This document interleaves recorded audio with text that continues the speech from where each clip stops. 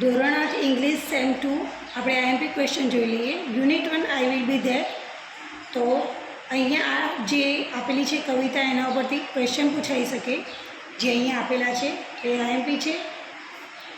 અહીંયા એક ઈ to heaven જે પાઠના જે વાક્યો છે ઘટનાક્રમમાં ગોઠવવાનું આપણને પૂછાઈ શકે છે.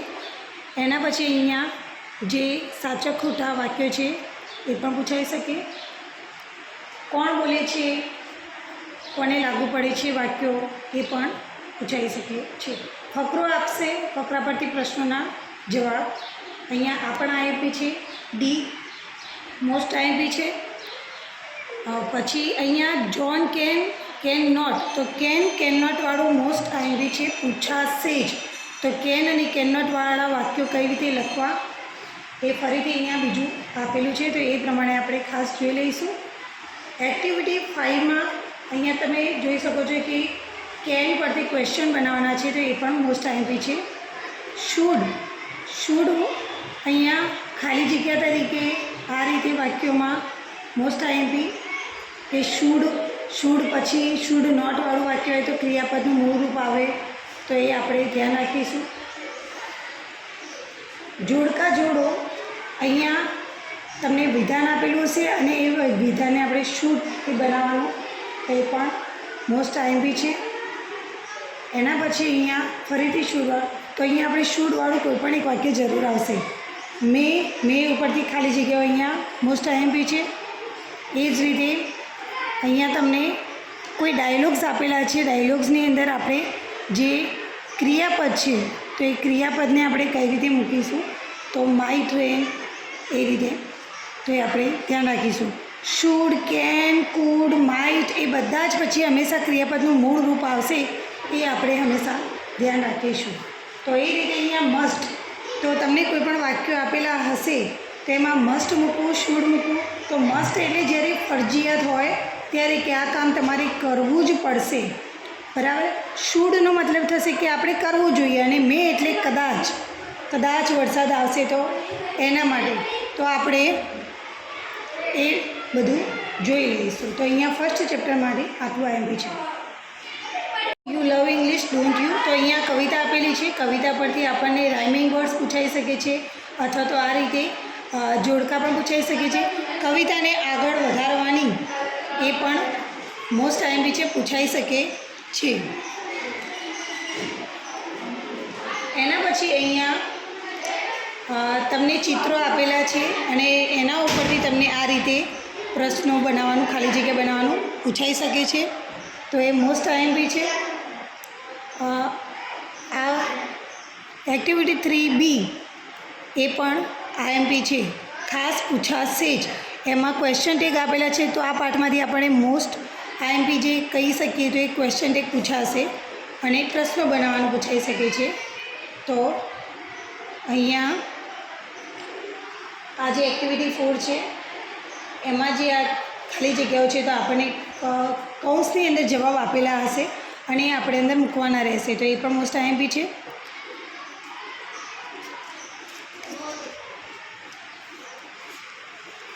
અહીંયા પણ તમને એક સંવાદ આપેલો છે. જેટલા ડાયલોગ્સ છે ડાયલોગ્સ જોઈ લેવા, તો બેઠા પૂછાઈ શકે છે. એના પછી આપણને પાઠ આપેલો છે, the babul is beautiful is that it. તો એ જે પાઠ છે એ પાઠ આપણે વાંચી લઈશું. એના ઉપરથી આપણને આ પ્રશ્ન જે છે બી મોસ્ટ આઈએમપી છે. અહીંયા જે ખોટું શબ્દ છે ચેકી, તો એ પણ મોસ્ટ આઈએમપી છે. કોણ બોલે છે, કોને કહે છે, એ પણ મોસ્ટ આઈએમપી છે. ઓકે, ચાલો. પછી અહીંયા તમને અરેન્જ સેન્ટેન્સીસ મોસ્ટ આઈએમપી છે, પૂછાશે જ. તો આપણને પાઠ ખબર હોવી જોઈએ કે પહેલાં કઈ ઘટના બની હતી, અને ક્વેશ્ચન જે છે આપણને ફકરો કદાચ આપેલો હશે અને એના ઉપરથી જ ક્વેશ્ચન હશે, બરાબર. અહીંયા જે ડાયલોગ આપેલા છે તો ડાયલોગ્સ તો બધા વાંચી લેવા, કારણ કે એમાંથી જ ખાલી જગ્યાઓ બનાવીને પૂછાઈ શકે છે. આ જે છે તમારે અહીંયા એક્સપ્રેશન જે છે આપવાના છે, તો એક્સપ્રેશન મોસ્ટ આઈએમપી છે, આ પાઠમાંથી આવશે જ. 5 થી 10 માર્ક્સના એક્સપ્રેશન આપણને પૂછાઈ શકે છે. તો અહીંયા આ પાઠમાંથી આપણું આટલું આઈએમપી છે. આઉટ, તો અહીંયા જે કવિતા આપી છે કવિતાના રાઇમિંગ વર્ડ પૂછાઈ શકે છે. અહીંયા જેટલા બી ડાયલોગ છે કોઈપણ પાઠમાં એ બધા ડાયલોગ આપણે જોઈ લઈશું, કારણ કે ડાયલોગ તમને ખાલી જગ્યામાં પૂછાઈ શકે છે. પછી અહીંયા એક્ટિવિટી 3 આપેલી છે. તો અહીંયા જે એક્સપ્રેશન છે અગાઉ આપણે જોઈ લીધું. તો એ એક્સપ્રેશન તમને ખાલી જગ્યામાં આપેલા હશે અને તમારે લખવાના રહેશે કે સેટિસ્ફાઈડ કોઈ વાક્ય આપેલું છે તો સેટિસ્ફાઈડ છે કે સેડ કહેવાય, ગિલ્ટી કહેવાય. તો આપણને આનો અર્થ ખબર હોવી જોઈએ. તો એ તૈયાર કરી દઈશું. ડાયલોગ ફરીથી એક્ટિવિટી 4 ડાયલોગ અહીંયા મિલ્ક, સ્વીટ જેવા શબ્દો ઉમેરી અને ફરીથી આપણે ડાયલોગ લખવાનો છે. એ પૂછાઈ શકે છે તો એ આપણે ખાસ ધ્યાન રાખીશું. તો અહીંયા જે બધા જે છે અમુક શબ્દો ઉમેરી અને આપણે ડાયલોગ ફરીથી લખવાના છે. અહીંયા જે ખાલી જગ્યા આપેલી છે મોસ્ટ આઈએમપી છે, ચિત્ર છે અને ચિત્રો ઉપરથી ખાલી જગ્યાઓ છે તો પૂછાઈ શકે છે. એના પછી આપણું એક્ટિવિટી 6 છે. અહીંયા પાઠ છે આપણો 2 બોયઝ ઇન જંગલ. તો એ પાઠનું આપણે વાંચન કરીશું. એમાં અરેન્જ સેન્ટેન્સીસ એટલે કે વાક્યો ગોઠવવાનું પૂછાઈ શકે છે. True and false most IMP. Who said, who listen એ પણ બહુ જ મોસ્ટ આઈએમપી છે. કરેક્ટ ધ ઓપ્શન પૂછાઈ શકે છે. આન્સર ધ ક્વેશ્ચન તમને ફકરો આપેલો છે અને ફકરા ઉપરથી પ્રશ્નોના જવાબ.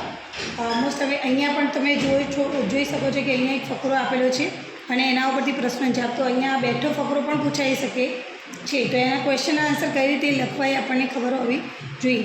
ફરીથી એક્સપ્રેશન આપેલા છે. એક્સપ્રેશનવાળો એકાદ પ્રશ્ન હશે જ જે મોસ્ટ આઈએમપી છે.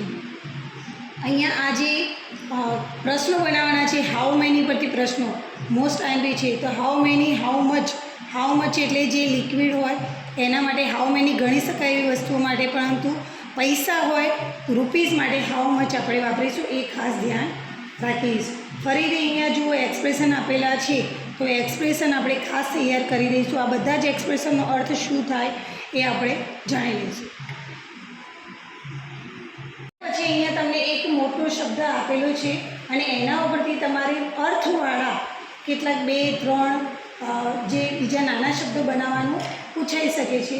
તો એ પણ મોસ્ટ આઈએમપી છે, પૂછાઈ શકે છે. અને આ જે ચિત્ર આપેલું છે તો આવું કોઈ ચિત્ર હશે ને ચિત્ર ઉપરથી તમને આવા સામાન્ય પ્રશ્નો પણ પૂછાઈ શકે છે. તો એ પણ આઈએમપી છે. વાય તો અહીંયા તમને એક જોઈ શકો છો ચિત્ર છે અને ચિત્ર ઉપરથી પ્રશ્ન છે. તો અહીંયા તમને ચિત્ર આપેલું હશે અને ચિત્ર ઉપરથી પ્રશ્ન બનાવવાનું પૂછાય અથવા તો પ્રશ્ન આપેલા હોય તો જવાબ આપવાનો પૂછાય તો એ પૂછાઈ શકે છે. અહીંયા પણ આ જે ચિત્ર જ કહેવાય અને એના ઉપરથી આપણે કેટલાક ડાયલોગ્સ છે એ પૂરા કરવાના સંવાદ પ્રશ્નો એ પૂછાઈ શકે છે. તો એ આપણે ધ્યાન રાખીશું. ડાયલોગ્સ બધા જ વાંચી લેવા, પેરેગ્રાફ પણ જોઈ લેવા, કારણ કે પેરેગ્રાફ ઉપરથી તમને પ્રશ્નો પૂછાઈ શકે છે. જેમ કે અહીંયા એક્શન રીઝન્સ તો ફકરા ઉપરથી તમને જોડકા પૂછાઈ શકે છે. સ્ટોરી આપણે વાંચી લઈશું ધ ફર્સ્ટ ફ્રૂટ અને એના ઉપરથી આ એક્શન અને રીઝન એટલે કામ અને એ કામ કેમ કરવું પડ્યું તો એનું રીઝન શું હતું તો એ આપણે ખાસ ધ્યાન રાખીશું. તો એ પૂછાઈ શકે છે, મોસ્ટ આઈએમપી છે.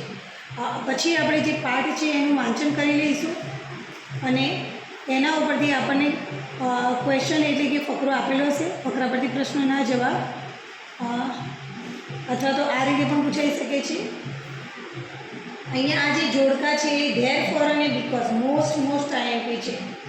પૂછાશે જ ધેર ફોર અને બીકોઝવાળા વાક્યો આ બધા જ મોસ્ટ આઈએમપી પ્રશ્નો છે. આ પાઠમાંથી આ મોસ્ટ આઈએમપી છે તો એ આપણે વાંચી લઈશું. Read the story and answer the question. તો અહીંયા આપણે સ્ટોરી વાંચવાની છે અને સ્ટોરી પરથી પ્રશ્નના જવાબ આપણને આ બેથી આ સ્ટોરી પણ પૂછાઈ શકે છે. તો આપણે એ પણ જોઈ લઈશું. Unit 5 English plus. તો અહીંયા આ પાઠમાંથી આપણે જે ખાસ પૂછાય છે એ હાઉ મચ, હાઉ મેનીથી જે પ્રશ્નો બનાવવાના છે તો એ મોસ્ટ આઈએમપી છે. આ જે બધા જ પ્રશ્નો છે આપણે જોઈ લઈશું. ખાલી જગ્યા તરીકે પણ પૂછાય અને ડાયરેક્ટ આ રીતે પ્રશ્નો બનાવવાનું પણ પૂછાય, પ્રશ્ન પૂછાય, જવાબ આપવાનો પૂછાય. તો આપણે યાદ રાખીશું, ધ્યાન રાખીશું. અને એડવર્ટાઇઝમેન્ટ અહીંયા એના ઉપરથી પ્રશ્ન જવાબ, ફકરા પરથી પ્રશ્ન જવાબ મોસ્ટ આઈએમપી છે. પાઠનું વાંચન કરી લઈશું. એના પછી ટ્રુ અને ફોલ્સ, ફકરા ઉપરથી ટ્રુ ફોલ્સ અથવા તો પાઠ જે આપેલો છે એના ઉપરથી આપણને સીધા સાચા ખોટા વાક્યો પૂછાઈ શકે છે અને પ્રશ્નોના જવાબ ફકરા ઉપરથી આવશે. અહીંયા કોઈ કવિતા આપી હશે તો કવિતાને આગળ વધારવાની એ રીતે પણ પૂછાઈ શકે. ડાયલોગ્સ તો તમને ખબર જ છે કે ડાયલોગ્સ પૂરા કરવાના અથવા તો અહીંયા જે પ્રશ્ન છે એ બનાવવાના એ પણ પૂછાઈ શકે છે આવી રીતે કોષ્ટક પરથી. બરાબર. તો ધેર ફોર અને બીકોઝ એ આવી ગયું, આપણે અગાઉ કહી દીધું.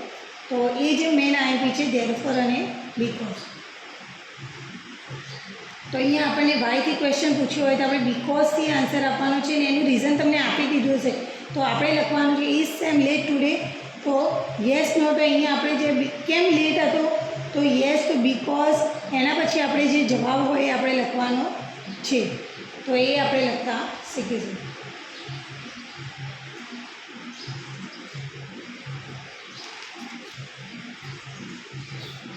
Do not.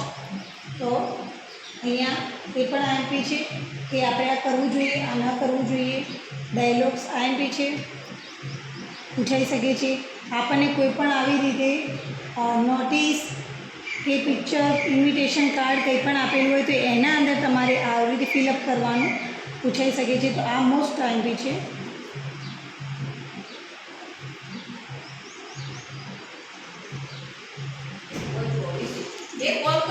રિવિઝનની અંદર આપણે જોઈ લઈશું. તો રિવિઝનમાં આપણને એ ખબર હોવી જોઈએ સૂચનાઓ માટે. અહીંયા આ જે ખાસ સેન્ટેન્સ વાંચી લઈશું, આમાંથી ખાલી જગ્યા પૂછાઈ શકે કે શુડ આવશે, કે મસ્ટ આવશે, કે કેન આવશે, કે નોટ આવશે. તો એ ક્યારે મૂકવાનું છે અને કયા વાક્યમાં મૂકવાનું છે તો વાક્ય વાંચીશું અને પછી ખાલી જગ્યા આપેલી. તો એ આપણે ખાસ એક્ટિવિટી 1 ખાસ જોઈ લઈશું. કોઈ વાર્તા આપેલી હશે, એમાં ખાલી જગ્યાઓ હશે અને શબ્દો પણ આપી દીધા હશે. તો આપણે એના ઉપરથી જે ખાલી જગ્યાઓ પૂરવાની હશે, શબ્દો પૂરવાના હશે, અથવા તો એના પરથી પ્રશ્નોના જવાબ પણ પૂછાઈ શકે છે. Make sentences using these words. તો બે શબ્દો જેમ આપણે ગુજરાતીમાં બનાવતા હતા વાક્ય, એવી રીતે બે શબ્દોનો ઉપયોગ કરીને આપણે વાક્ય બનાવવાનું પૂછાઈ શકે છે.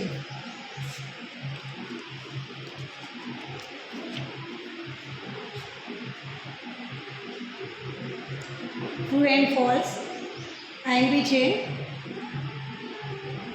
એક્ટિવિટી 6 એ પણ આઈએમપી છે. એક્ટિવિટી 7 અહીંયા જુઓ, અરેન્જ ધ સેન્ટેન્સીસ. અહીંયા જુઓ વાક્ય ગોઠવવાના નથી, વાક્યોની અંદર શબ્દો આડાવડા છે. તો અહીંયા એ શબ્દો આડાવડા છે તો એમાં શું ભૂલ છે? અહીંયા પંક્ચ્યુએશન માર્ક્સ એટલે કે વિરામચિહ્નો મૂકવાના છે. તો વિરામચિહ્ન ક્યાં આવશે? Because he found A gift. તો બીકોઝ પછી અહીંયા તો વિરામ. તો આપણે ખાસ વિરામચિહ્નો જોઈ લઈશું. તો વિરામચિહ્નો તૈયાર કરીશું.